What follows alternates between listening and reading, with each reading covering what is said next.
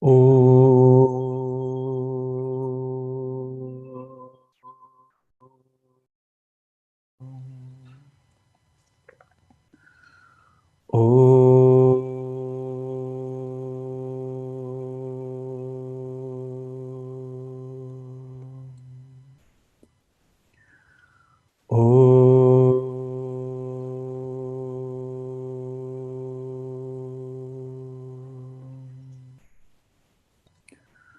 Om Sahana Vavatu Sahanau Bhunaktu Sahaviryam Karavavahai Tejasvina Vadhitamastu Ma Vidvishavahai. Om Shanti Shanti Shanti. Sadashivasamarambham Shankaracharya Madhyamam Asmadacharya Paryantam Vande Guru Paramparam. Ramo Rajamani Sada Vijayate Ramam Ramesham Bhaje Ramena Vihata Nishacharachamu Ramaya Tasmai Namaha. Ramannasti Parayanam Parataram Ramasya Dasosmyaham. Rame Chittalaya Sada Bhavatu Me Bho Rama Mamuddhara. Samasta Jana Kalyani Niratam Karunamayam Namami Chinmayam Devam Satgurum Brahmavitvaram Satgurum Brahmavitvaram. Hari Om. We will chant 30th and 31st verse of 3rd chapter. Mai sarvani karmani sanyasyadhyatma chetasa nirashir nirmamo bhutva yudhyasva vigatajvaraha ye me matamidam nityam anutishtanti manavaha Shraddhavanto nasuyantah muchyante tepi karmabhihi. Bhagwan in the 30th verse mentioned the main heart of 3rd chapter of Bhagavad Gita. And if there is one takeaway message, if there is one verse that reflects the entire essence of 3rd chapter, that is this 30th verse. Bhagavan says, Arjuna, we are not going to get anything by just running away from karma. In fact, karma is something which will help us appreciate the quality of our mind. If somebody has, practiced very hard for some sport, but that person doesn't want to actually compete or doesn't want to, start playing that game, you say the purpose of your practice is not fulfilled yet. Only when you compete with your opponent, you will know where you should improve. What are the areas that you can change things? So over here also, karma is something that will help us appreciate how much of spirituality has gotten one with our personality. It will help us appreciate the quality of our mind. What is the quality right now and where it should be going towards. So what is the path? Bhagavan said, the time-tested path is to do all our karmas, remembering that Bhagavan is the one who has given us the karma. He is the one who has given us the instruments also. And there is a specific purpose because of which he has given it. Okay, Mai sarvani karmani sanyasya. He says, whatever karmas you are doing, make sure that you offer it to the main boss. Bhagavan is the one who has given things. So whatever I do in my life, making sure that I remember him. And what is the way in which we can accomplish this? He says, Adhyatma Chetasa. Adhyatma Chetasa means having a spiritual vision in each and every action. Adhyatma Chetasa, if you are able to do all our actions, surrendering it unto Bhagavan, the immediate result of that is that it will remove jvara from our life. Jvara means what? Anxiety coming from karma. Now, what was the main reason in removing this jvara? Bhagavan says, Nirashihi nirmamo bhutva. This person acted in the world not by having some kind of strong insistence for the future. He planned for the future. We cannot say, just, go with the flow. It doesn't work that way. He said he planned for the future, but did not insist. And second is, he learned from the past, but had no regrets about the past. Some kind of strong attachment, mamata, that was not there, and asha was not there. So asha or expectation is about the future. Mamata is most often about the past. These two things were removed, and that person was able to remove anxiety from his life. Meaning, we should put it another way, flip it around also. If I am seeing anxiety in my life, or if I am seeing some kind of agitation in my mind, then I should check inside whether I am remembering Bhagwan or not. Or has my attention shifted away from Bhagwan? Why? Because this verse says, if it shifts, the immediate result is anxiety. No anxiety means mind is on Bhagwan. So that check we should keep doing at different times. One challenge that all of us will go through is that this Adhyatma Chetasa which is there, it is not easy to maintain it throughout the day. That spiritual vision, to keep it very steadfast. Even this thought that whatever I am doing is offered to Bhagwan, even to maintain this thought is very difficult. So our mananam should be, what is the sadhana? So that I can have this Adhyatma Chetasa for the longest time. It doesn't become like a 1 hour thing on a weekend, or early morning when I do some prayer. At that time I become Adhyatma Chetasa. But the moment life kicks in, this thought goes away very quickly.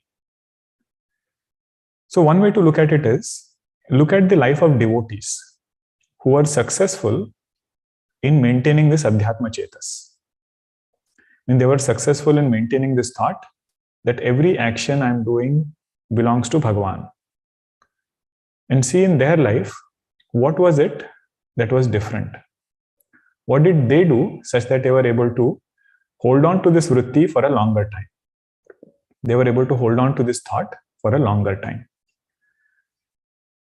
There are several examples we can take, but the best example for this is Hanumanji.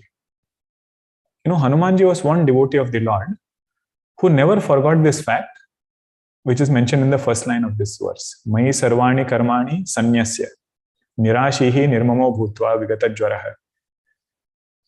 This particular quality of Hanumanji is something that stands out very distinctly. Whenever he is talking also to anybody, he has this identity very clear. I am a devotee of the Lord. To Ravana also he says that, right? Ravana asks him, who are you? And his strength was very well known just before he had destroyed Ashok Vatika.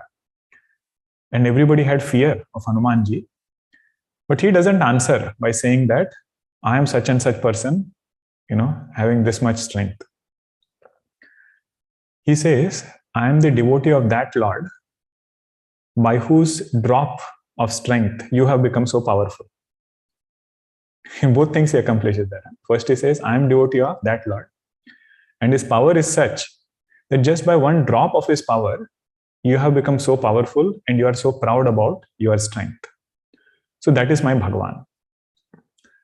So now the question is, how was Hanumanji able to hold on to this so precisely, so clear in his thinking, that nothing belongs to me, everything belongs to Bhagwan? One sadhana over here is not seeking recognition by ourselves. Not seeking recognition on our own. If it comes, it is Bhagwan's grace, making sure that we don't hold on to that also. If somebody is able to do this sadhana, then this Adhyatma Chetas, that stays longer. When Hanumanji comes back from Lanka, accomplishing all the work, finds Sita ji, does everything and comes back, Bhagwan starts praising Hanumanji. He says, Hanumanji, you are so great. You have done so many things. I don't know how I will repay this debt to you. I am Runi, Bhagwan says. Hanumanji falls at Bhagwan's feet and says, Bhagwan, don't test me again. This ahankara is such, ego is such, with lot of difficulty, I try to keep it in you, and you are trying to push it back to me. So Bhagwan says, this is my blessing. If you have this bhava, I will give myself to you. Meaning what? Devotees put forth effort to keep their mind in Bhagwan. Bhagwan says, I will make sure that your mind stays in me. But what was the first step? The first step was, this devotee said, Bhagwan, my goal is not recognition. My goal is you.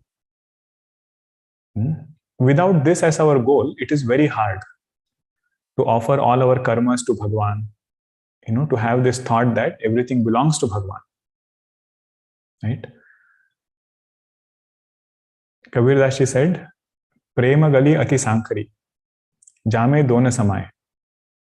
Jab main tha, tab hari nahi. Jab hari tha, tab main nahi. In this path of devotion, that lane of devotion is very thin, very narrow. Two people cannot walk there. Jame dona samay. Either Bhagwan is there or I am there. Means either ahankara is there or Bhagwan is there. Okay, so that is something we can reflect more also on our own, because this word has to open up for us. Adhyatma chetasa. How can I make sure that it stays with me for a longer time? Then Bhagwan said, this matam of mine, humility of Bhagwan, he says, this opinion of mine. We had seen in the last class, Bhagwan's words are not opinion. Bhagwan's word is Siddhanta. Whatever he says becomes Veda mantras. But Bhagwan, out of his humility, he says, this, opinion of mine, those are able to consistently follow. Ye me matamidam nityam anutishtanti manavaha. Not only follow when it is conducive. Means, this karma yoga is such, if we are seeing the results of karma yoga in our life, we say, oh, maybe Bhagwan is right. But the moment something happens the way we don't want, then we start doubting Bhagwan's words. He says, Bhagwan says, not like that. Ye me matamidam nityam anutishtanti. They are consistently following. But what made them have this quality? How are they able to consistently follow and not give up when things went difficult? Second line, Shraddhavantaha anasuyantaha. One quality or two qualities they had was, they had lot of Shraddha. Doesn't matter if you are unable to hold on to it all the time. But at least they didn't doubt my words. Shraddhavantaha and anasuyantaha. They also did not find faults in my words. And we had seen in the last session, what are these faults like? Most common one is karma yoga is impractical in Kali Yuga. All this surrendering work unto Bhagwan, not having expectation about future, not having regret of the past, mamata. You say, if that is not there, where is the motivation going to come from? So that's a valid question, but we can ask it in another way also. If what Bhagwan is saying is right, then how should I understand this in the context of motivation? And that is a valid question. We have perspectives towards that. But if somebody directly starts by saying, all this is old, outdated knowledge, Bhagwan doesn't know how to survive in Kali Yuga. He says that they are not doing. They take what I say as true and then reflect upon it. Shraddhavantaha anasuyantaha muchyante tepe karmabhihi. Even those people, muchyante te api karmabhihi, they are released from bondage of karma. What do you mean by even those? Means those who might not be perfect yet, but they have Shraddha and they have this quality that they don't find faults in Bhagwan's teachings. So it doesn't matter where they are starting. If they have these two qualities, they will be freed from bondage of karma. Okay. Now, this dosha darshanam, anasuyantaha word is there, right? It is very, very important. We have seen it in other places, but it's very helpful for sadhana and to reflect upon it. Even in day-to-day life, transactional life, this is very important quality. Asuya means to find faults in places where there are good things happening. Asuya means that. Anasuya means the one who doesn't find faults. Okay. This in Ramayana, Goswamiji elaborates about guna doshas. Right? He says, one should become like gunagrahi, like a swan bird which takes the milk and leaves behind the water. Like that, the sadhaka or devotee should learn the art of taking gunas and leaving behind doshas. There was one Mahatmaji. He was, living with devotees, and everybody was there around him. And if we look at their life, we get some perspectives, some hints about how to live such a life. Because finding faults is very easy. Finding dosha, we don't need any sadhana there. But we do see doshas around. We do see dosha around. So what is the right perspective? If I want to overcome this tendency to find faults, how should I go about it? This is what we want to learn from these Mahatmajis. There was one Mahatmaji who had several devotees around him. And their acceptance is such, they will accept anybody. There is no boundary around who should be their devotee and who should not be. And invariably they know also what is a shortcoming. Everything is known, but still they accept. Now there were some other people who came to this Mahatmaji and said, do you even know what your devotees do when you are not around? They get angry, they are doing so many other things. Do you even know that, what they are doing? This Mahatmaji said one beautiful thing. He said, in each and every devotee, there is Bhagwan who is residing. If he is not saying anything, who am I to say? Now we'll have different perspectives, but just appreciate his words. He said, my Bhagwan is there in each and everybody. If he is not saying anything, who am I to say? Means, how should we understand this? That if some dosha has to be corrected, Bhagwan will take care of it in the right way. He is the one who is antaryami. Giving guidance is one thing, but insisting on that dosha to get corrected is very different. This conflict will come in particular when it is our responsibility. Right? When it is our near and dear ones, children in particular. See, I see something, which is not going in the right direction. Should I correct that dosha or should I become anasuyantah? But we should remember, this anasuyantah is in the context of Bhagwan's words, not in the context of vyavaharik dosha. But even if you take vyavaharik, transactional faults, the thing we should always remember is, one who really corrects doshas is Bhagwan. So we don't have to take the onus of correcting all doshas of this creation. One who has created it, he will take care. Okay, so that is one perspective. And this dosha drushti, there are several stories in Puranas. They communicate a message only to tell us that we should become gunagrahis, not doshadarshis. It is said there was one king, very pious king, who was doing some kind of annadana. He was giving some food to brahmanas. All of them had come. And up in the sky, there was an eagle which was carrying a venomous snake. Venomous snake was there. Eagle was carrying it. That is its food. It was carrying. And unknowingly, it flew above that king, and few drops of poison fell in that food. And this king did not know, neither did the eagle know, neither did the snake know. But the one who ate, he had to bear the consequence. That whoever Brahmana came, he was poisoned by that food. Now these Yamadutas were there. They came and said, this is a very unique case. We are having difficulty in finding out whom should this karma phala go to. It cannot go to the eagle because it was doing its job of eating the food. Bhagwan has made it in that way. It cannot go to the snake because that is how Bhagwan has made it. Venom is there. It is not something it has created.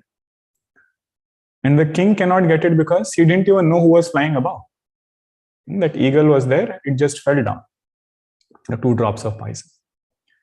So while they were debating, news had already spread that people had come. This king gave Annadana and then he poisoned some Brahmanas. So somebody from neighboring kingdom, they had come to this kingdom. And he said, where is the king? I want to meet the king. Where is the king? So the person who was standing outside, he said, you go this way and turn left, there you will enter the king's court. But be careful, he is known for poisoning Brahmanas. The moment he said that, Yamaduta said, this is the person whom karma phala should go to. The one who has dosha drushti without verifying. So that's why in Shastra it is said, sadhaka should always become gunagrahi. That is the main takeaway. There are several other shlokas, in Bhagavatam related to this, but this is the main message there. Sadhaka should become gunagrahi. And you find it in so many other texts. The same line, Shraddhavantaha Anasuyantaha. If you look at the prasanga of Satiji, when Satiji is in the court of Daksha, Daksha comes and says something about Lord Shiva. And others also, she finds that the right share of Lord Shiva is not kept. Goswamiji wrote one chaupai there. He said, Kaatiye jeeva jehi basai, Shravana mundi nahi chaliye parai. Means if somebody is shaking your Shraddha, either you stop them right there or you go away from that place. Don't get affected because the Shraddha comes with lot of sadhana. One should protect it and make sure that that Shraddha comes to help us. Okay, in Satiji's prasanga, same Satiji who becomes Parvatiji later. When she is about to get result of our tapasya, Saptarishis come. Saptarishis come and they try to shake Parvatiji's nishtha. They try to shake Parvatiji's Shraddha. They say, Lord Shiva, all those chaupais Goswamiji writes, Nirguna Nilaja, Kubesha Kapali. He is Nirguna, he is Nilaja, he just goes around, doesn't have a home. So many things they say. Just to shake her Shraddha on what you are seeking is not worth seeking. Then they shake her Shraddha in her Guru. They say this Naradji, Narada Sikaje Sunahi Naranari, Avari Hohi Taji Bhavanu Bhikari. Avasi Hohi Taji Bhavanu Bhikari. Means Naradji is known for that. He will make everybody like him only. So don't listen to Naradji's words. Don't have Lord Shiva as your goal. And the answer that Parvatiji gives, she is so clear in her words. She scolds Saptarishis. Over there she scolds Saptarishis and she says, either I will get married to Lord Shiva or I will not get married. And Naradji's words, no matter what happens, I will not let go of. These are just some examples, for us to appreciate how our Shraddha should be in Shastra and Guru Vakya. Without this knowledge will become very, very fleeting. Aham Brahmasmi Vritti, if it has to get stronger. Jagat is waiting there to tell us Jagat is Satyam. And several people are here to tell us you are a Jiva. But if Shastra Vakya has to become strong, then these two qualities should come and protect us. Shraddhavantaha and Anasuyantaha. Okay. Now Bhagwan is putting the flip side of it.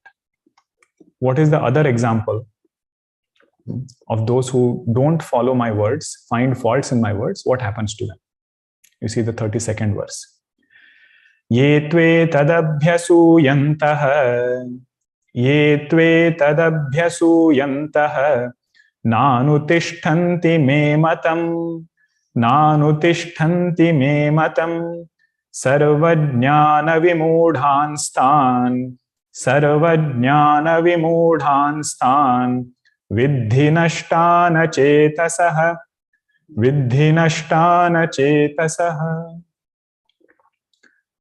On the other hand, there are some ye tu etad abhyasuyantah. They have an expertise. What is their expertise? To find faults in my teachings. The first one were anasuyanta. Second one are abhyasuyanta. Abhyasuyanta means very well finding faults. They can find faults in every line, every point that Bhagwan makes. In that they will have a contrary view. And na anutishtanti me matam.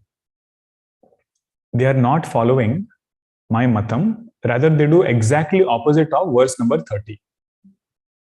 Verse number 30, what did Bhagwan say? Mai sarvani karmani sanyasya. Instead of doing, sannyasa of karma, they do sannyasa of Bhagwan only. Okay, their starting point of sannyasa is Bhagwan. And that Mai word doesn't go with Bhagwan for them. Mai word goes with them. Some Sanskrit grammar, little bit here and there. You say Mai sarvani karmani. Means all karmas are offered to me only. And then second line, nirashihi nirmama. That also is flipped. There is strong asha and there is strong mamata. Insistence is there and attachment is there. This is that line, huh? Yetu etad abhyasuyantah na anutishtanti me matam. What is Bhagwan's matam? Verse number 30. That only elaboration is going on here, 31st and 32nd verse. Those who follow my matam, verse number 31. Those who don't follow, verse number 32. But why did they come to this point? How did they come to this point? That they are not following my matam. They don't see any value in my teaching. Second line, sarvajnana vimudhanstan. All other type of knowledge has deluded them. Some pride has come because of secular achievements. Some pride has come because of other worldly achievements. That is this word, sarvajnana vimudha. And because of that, even though seeing limitations, they choose not to listen. Bhagavan Shankaracharya says in Bhajagovindam, Pashyan napichana pashyati mudha. Even though seeing, they choose not to see. Even though it is logically explained, they will choose not to listen. Sarvajnana vimudhanstan viddhi nashtan achetasah. O Arjuna, know that they are led towards vinasha, led towards destruction. This pride is something, it does two things, it said. It makes us not see, it makes us not listen. Same Bhagwan's words only. It makes us not see what Bhagwan is pointing out. And it makes sure that we don't listen to what Bhagwan is telling. Only two things, small little things it does. And that leads to vinasha. Now the thing is, what is this nasha? What is this nasha referring to? Bhagwan says, Viddhi nashtan achetasa. Achetasa means those who are not alert, those who don't follow my teaching, those who don't appreciate this, there is nasha for them. One nasha is in the form of agitation of the mind. Mind is such a beautiful instrument given by the Lord. And if somebody has dosha drishti, somebody has asha, mamata, all those things contrary to verse number 30, straight phalam of that is agitation of the mind. So that is the first nasha that happens. Means this person's mind is not available. Right? Such a great instrument not available for me to use in what I want it to be used for. Bhagavan says that is your first nasha. Second nasha is all other relations, transactional relations, they also get soured. Either you say within a family, social circle, all of them get soured by this ashraddha, by this dosha drushti. There is one beautiful verse in Mahabharata. It is said, what is dharma? In one verse, Bhagavan Vedvyashi writes, Shruyatam dharma sarvasvam. He is telling everybody, Shruyatam dharma sarvasvam. Shrutva chaiva avadharyatam. Having heard this, take some time, reflect upon this, and internalize it. What I am going to tell. Vedvyashi is saying, Atmanaha pratikulani paresham na samacharet. Whatever is non-conducive for ourselves, whatever we would not like to be done to us, that same thing we should not do to others. Very simple, he said, this is the root of all dharma. Now apply this point to dosha drishti. We don't like being pointed faults at. Right? Nobody likes it. He says in the same way, make sure that we don't find faults with anybody. Atmanaha pratikulani paresham na samacharet. If we do that, then a lot of nasha happens at vyavaharik level. Mind is agitated, relations get soured, and so many other things. So this is the second nasha. First nasha was agitation of the mind. Second nasha is vyavaharik life becomes very stressful. Third nasha, Bhagavan Shankaracharya writes in Bhashya. Now all these points I have taken from several commentaries. I'm just compiling it in one place. Third one, Bhagavan says, that person becomes unfit for the main purpose of life. Parama Purushartha, for that, this sadhaka who doesn't have shraddha and who is finding faults, that sadhaka will not be fit for that.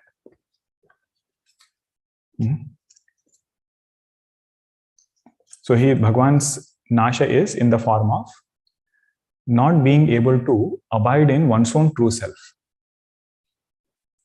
Right? Because Brahma is nirdosha. Nirdosham hi samam Brahma. But if somebody has this tendency to find dosha, then it will always conflict. Okay. Now, whenever you read this verse, one question should always come. What is the difference between critique and criticism? Okay. What is the difference between critique and criticism? Because Bhagavan is again and again saying, Anasuyantaha, have shraddha and so on. But we are placed in life in some places, in some positions, where we cannot just sit quietly. So there we should appreciate both these points. What is the difference between critique and criticism? Now critique, if you have given some thesis, PhD thesis or master's thesis, the last day they have your defense. And 5 people get together and they will question you so much, but that will fall under critique. On the other hand, when you have this election campaign, people, talking about the other candidate, that is not critique, it is criticism. Right? Even news debates, you see, everybody has an opinion. So that is criticism. Critique arises, or the root of this critique is from a position of duty. Critique is out of duty. Somebody has appointed them. That defense committee, they have not randomly come. University has appointed them, and it is their duty to critique. And because of that, they are giving an opinion coming from a position of expertise. Okay? Critique is not any kind of opinion. It is given from a position of expertise. Criticism, on the other hand, nobody has appointed. It comes from ragadvesha And it doesn't come from expertise, it comes from ignorance.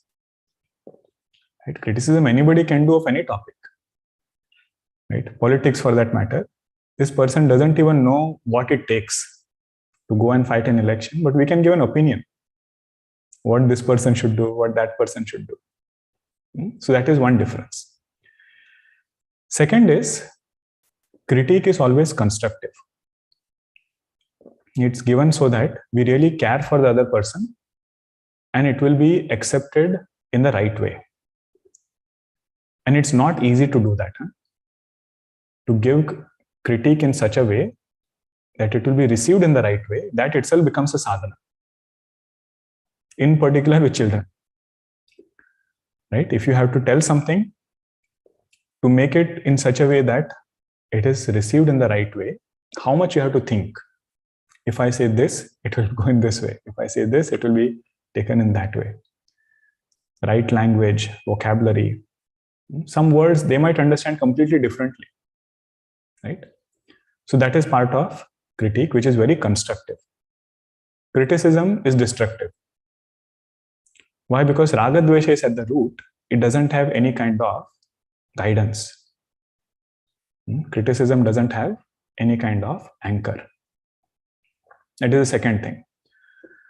Third one, and the last one is, critique is focused on creation. Critique is focused on creation. Criticism is focused on creator. Okay. So in the defense committee of that PhD thesis, they are not critiquing the person. They are critiquing his work. So it is focused on creation, but criticism is not focused on creation. It is focused on creator. These fine differences, if we can appreciate, I think we'll get a lot of perspectives. Because this shloka is not that easy to say that become anasuyantaha. For Shastra, we should be anasuyantaha. We should not try to critique Shastra nor criticize Shastra. But if you have to apply that quality in everyday life, then we should appreciate this difference between critiquing and criticizing. And our role will demand critique at several points. If we are authorized for it, right, we never go and advise anybody's child.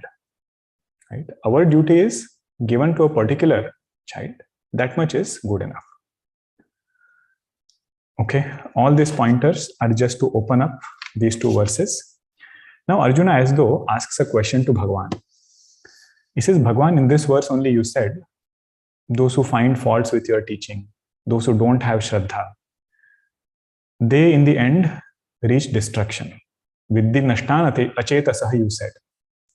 In spite of knowing this, still why do people end up going against your words? Still, why is it that people don't do what you are saying? They still end up doing according to their own, fancies. Why is that? Bhagavan Shankaracharya gives his connection. Kasmat punaha karanat tvadiyam matam na anutishtanti. Why is it that they don't follow your, words? Paradharmam anutishtanti swadharmam cha na anuvartante. They do something else which is not assigned to them, which is not their dharma. And their swadharma, they are not doing it. Tvat pratikulaha katham na bibhyati. Why aren't they afraid? Because just now you said, Viddhi nashtana chetasah. Somebody would really get afraid with that, strong words of Bhagwan. Why are they not getting afraid? Bhagwan says, Arjuna, I'll tell you why. 33rd verse, you see.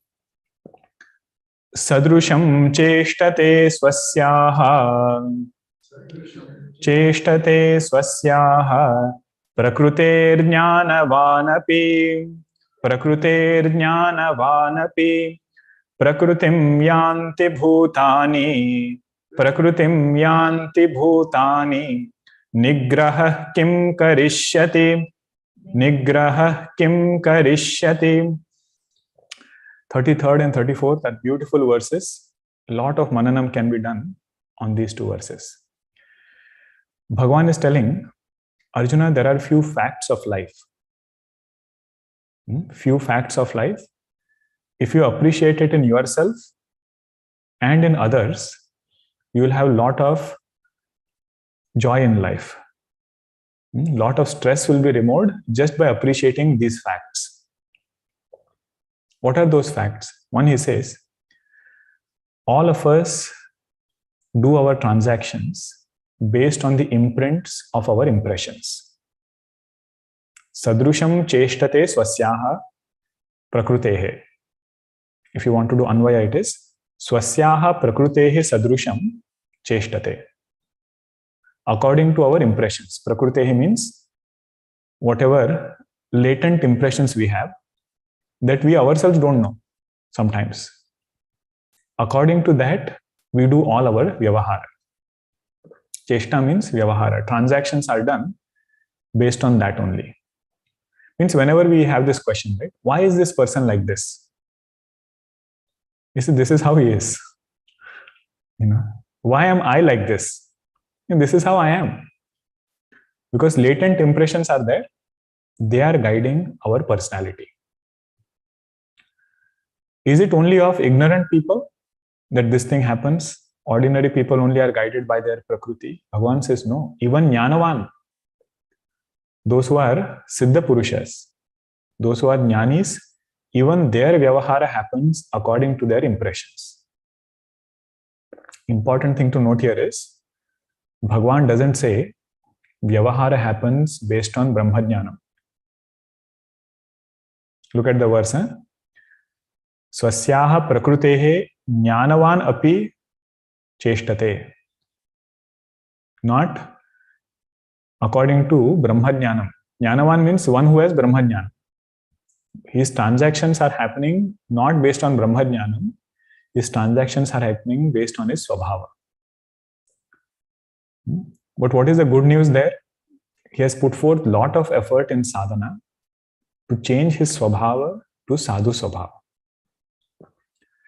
So even if transactions are happening according to impressions, all are good impressions. What we otherwise call as impulsive reaction. In a given moment, how do we respond? That response is our subconscious mind, which directly comes up without a lot of effort. So for a Jnanavan, that Swabhava is also very sweet. So Bhagavan says, this point we should appreciate. That Swabhava is inherent to everybody. According to that, Vyavahara happens. Even of person who is Jnanavan. Now you know what are the implications of this, right? First thing is Bhagavan says, don't get frustrated on this path of sadhana. Swabhava, it takes a lot of time to change. Don't get frustrated or expect quick results. When we go to farmer's market, we have different types of vegetables, right? One is spicy, the mirch, the chili is spicy. Bitter gourd, Karela is bitter. Some other thing is there which is sweet. Now we never ask, why is this chili spicy? Why is that Karela bitter? Right? But at the same time, we know which thing to use in which sabzi. Right? We don't mix it up. Means we know our transactions, but we don't insist on that thing to change. So Bhagavan says, when it comes to the world, live like that. Know which ingredient to take, how to relate to which Swabhava. But when it comes to ourselves, putting forth effort to change that Swabhava. How to change that Swabhava? Verse number 34. That guidance is in the next verse. But here he is just saying to Arjuna, just appreciate this fact that Swabhava is not easy to change. Don't get frustrated with yourself, nor get frustrated with others. Frustration with ourselves also can come on the path of sadhana. That, oh, I'm trying so hard to control anger. But it doesn't happen. I keep getting angry. Bhagavan says that is okay. Not being perfect is never an obstacle. As long as I don't endorse that anger. As long as I don't say that without anger, nothing in this world gets done. As long as that is there, then there is a window for me to keep working. That is the first, thing Bhagwan says through this line. Second is, he says, don't expect quick results, right? Because everything takes time. It's a slow process of unfoldment. Resolutions, we know how difficult it is to change our swabhava. Any small change, it will come over time. I had read a nice quote on a t-shirt once. It said, results come over time, not overnight. Results come over time, not overnight. So be patient. Whatever change we have done, give it sufficient time to unfold. And last one is the second line. What does Bhagwan say in the second line? Very beautiful expression. Prakritim yanti bhutani. Prakritim yanti bhutani means what? We are led towards our swabhava. Bhutani means all jivas. We are as though taken towards our swabhava. Nigraha kim karishyati. What is the point in physical external restraint? In that external restraint will not last too long. Unless inner swabhava has changed, if I try to put some external restraint, I will find some way, to cut corners and go out. Okay, if that, let us say, desire of sweet is there inside, and externally some restraint is put, but if that desire is strong, if nobody is looking, it will still find a way out. Many parents also keep asking, when children go to universities, right, we say, how are we supposed to guide them? So the Gurudev's solution is the second line. If we have done some kind of work on their swabhava and put in the right values there is no need for external restraint. In fact, if you do it, it will backfire. Right? Because paresham atmanah pratikulani paresham na samacharet. We also know external restraint doesn't work for too long, but this swabhava which is there inside, if that is in the right place, then everything is taken care of. If you keep hot water, right, in one bowl, we don't have to do anything for it to cool down. That is this line, Prakritim yanti bhutani. Everything in this creation is led towards its swabhava. Coolness is swabhava of water. It will go towards it no matter what. Trees that grow straight up in the sky, no matter how much you trim it or try to make it grow in some other direction, people try to do it, to make their gardens fancier. No matter how hard you try, it will go towards its swabhava. So whatever swabhava we have built for ourselves, in that direction alone, we will go. Now, is this, verse telling us that there is no point in changing swabhava, because nigraha kim karishyati, Bhagwan said. He's not endorsing whatever limitations we have. All that he's saying is there is a technique. It's a slow process. Even great jnanis, they are also led by swabhava, what to talk about all of us. Gurudev, all of us know in his Purvashrama, was a journalist. After he went to Taponji Maharaj, Shivananji Maharaj, that journalism continued.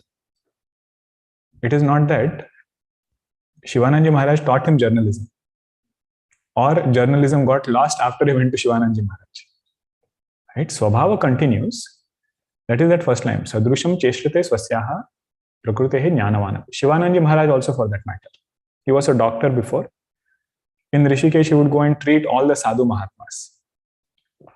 Right? So swabhava continues. You must be familiar with one samskara called as annaprashanam for small children. In some traditions, they play a game with that child where they keep book, food, jewelry, and in some places, if they are kshatriyas, they will keep a weapon. I wonder how much anxiety would be there amongst parents while that child is going this way, that way, that way. But what is that thing? It is to show where is his swabhava. It is not something which is randomly done. It is done to see where is his natural swabhava leading him towards. If he can tune with that, and everything has a very deep meaning. Everything is meaningful. If he chooses food, it is said he will have a lot of prosperity. If he chooses gold, then it is some other meaning.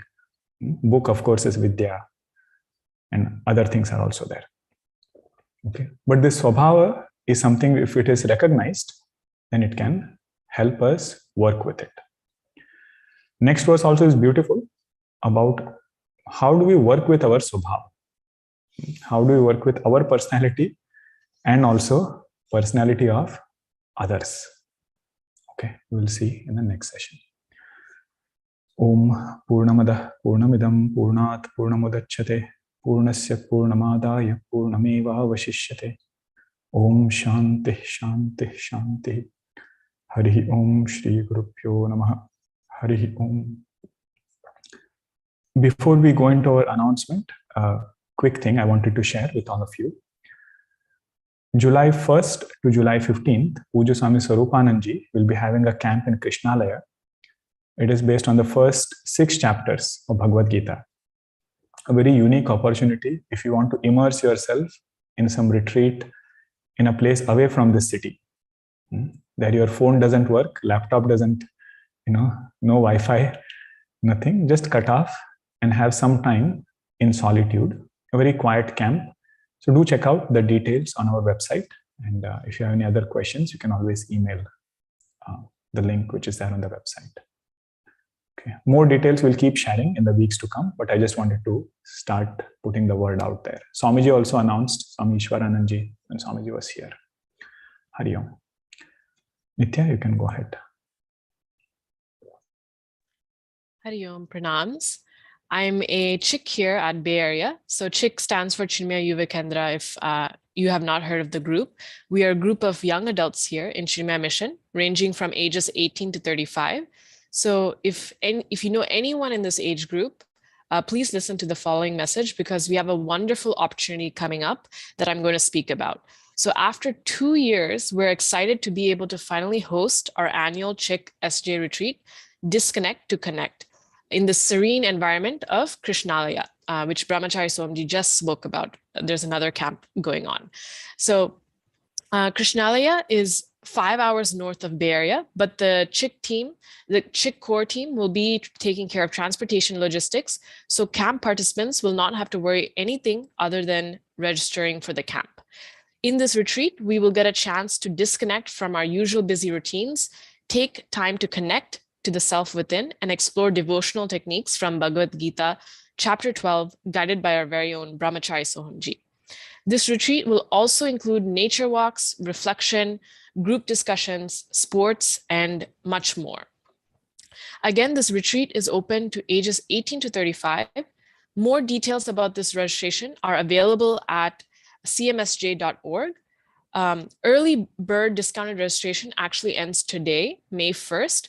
So please, if you have anyone in mind, if you have a son or daughter, please tell them to go register today. I can personally say that I'm very grateful for camps like this, because it really gives me an opportunity to connect to my culture, ancient scriptures, as well as meet like-minded people that have become some of my closest friends. So I would highly recommend passing the word to anyone that you know who falls under this group. Thank you. Hari Om. Hari Om Sohamji, Hari Om everyone. This coming week, in addition to the programs that we have coming in summer, but especially in this coming week, it's a very special week for all of us because of 2 reasons. One is on Friday, we will be observing Adi Shankaracharya Jayanti. This is, where as Sohamji is teaching us Kenopanishad class, we have taken all the compositions, the Prakaran Grantha that Bhagavan has composed. We are able to read Bhashya and study from Bhashya on Saturday. Sohamji is sharing in Bhagavad Gita class points from Bhagavan Adi Shankaracharya Ji's Bhashya. So we have a lot to be grateful about. So that incarnation of Bhagwan Shivji, of that we will be celebrating Janma Jayanti on Friday, and the puja starts at 6:30. We will be sending, actually let me pause on that and then let me announce about Sunday as well. On Sunday is another occasion where we have a lot of reasons to be grateful for. We will be observing Puja Gurudev's Janma Jayanti on Sunday, May 8th. On that day, we also observe our Bal Vihar graduates' graduation. We have done this puja online for last couple of years, and we have not had this graduation and Paduka Puja function in person. We are opening, this Sunday, and graduates will be coming in ashram in person, performing puja like we have traditionally done. There will be convocation address and opportunities for the graduates to speak as well, followed by dinner prasad. So for both of these pujas, the Sunday puja, the May 8th puja is at 4 o'clock. So Friday Shankar Jayanti starts at 6:30. Sunday, Gurudev Jayanti and graduation starts at 4 p.m. For both of these pujas, either later tonight or early tomorrow, you will receive an email, 2 different links to RSVP if you'll be attending in person and you'll be partaking in the dinner prasad. So the reason for that is to get an accurate count of how much our kitchen volunteers can plan for. Along with the Google Forms for RSVP, there are opportunities for you to serve. Either you can help in cleanup after the puja or in setup before the puja, either serving dinner prasad or kitchen cleanup. As you see, many times there are volunteers who either come early or who end up staying late, and sometimes they are the same volunteers who are there from beginning till the very end. So if you'd like to offer seva in one of those ways, I encourage all of you to sign up. And we look forward to seeing all of you. All of us should attend these events for sure, especially when we are student of scriptures. So Adi Shankara Jayanti, Vyasa Purnima, Guru Purnima, and Gurudev Jayanti, these are the occasions that we must come together to observe them in person. So I'm looking forward to seeing all of you on Friday and Sunday. And it's a very momentous occasion for Bal Vihar parents whose kids will be graduating on after the 12 years of Bal Vihar program. So come, encourage them, support them. Let your kids also see that this will be the future or the product of Bal Vihar. If I put it, they'll hear it firsthand from them. So it's a great opportunity again after 2 years of lockdown. So looking forward to seeing all of you. Hari Om.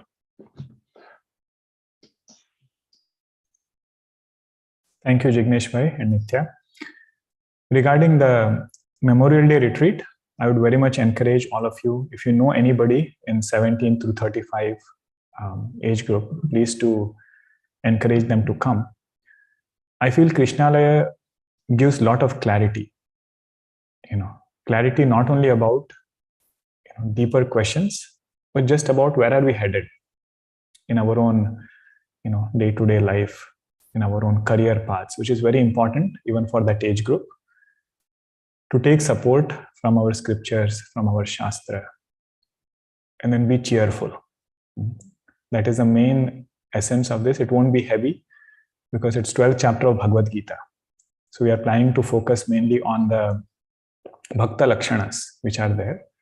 And our core team, there is a team which is preparing a lot of workshops and other sevas and reflections, Gurudev's Kutia, nature walks, and also sometime in the museum, Jivan Darshan, which is there, just to sit there and connect with Gurudev in his own physical presence as Krishnalaya for all of us. So I would encourage all of you to spread the word. Today is the last day for early bird. I heard, I just got a text. It will end today. So I encourage all of you to sign up as soon as possible.